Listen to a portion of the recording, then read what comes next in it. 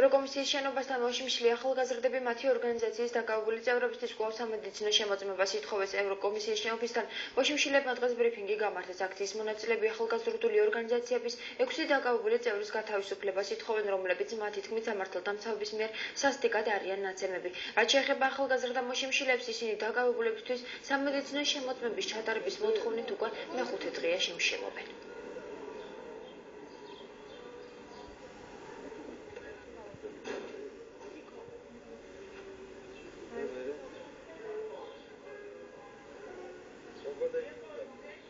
მასალები ევროკომისიამ წარაგზავნა უკვე ევროკავშირში და იქ განიხილება თითოეული ეგ საკითხი.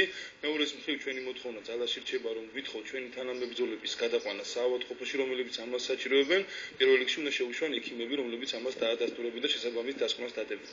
მეექვსე პიროვნება დაკავებულები ჩვენ შევშილობთ მეხუთე დღე არის, მეექვსე დღე იწყება 5 საათის მერე.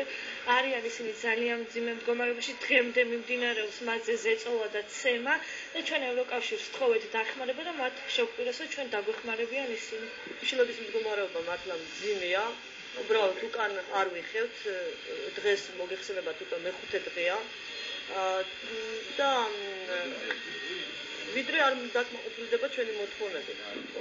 მოთხოვნა არის ის, რომ დაკავებული ახალგაზრდები მიშა მესხი, დაჩიცა გურია და სხვები გადაიყვანონ ჰოსპიტალში.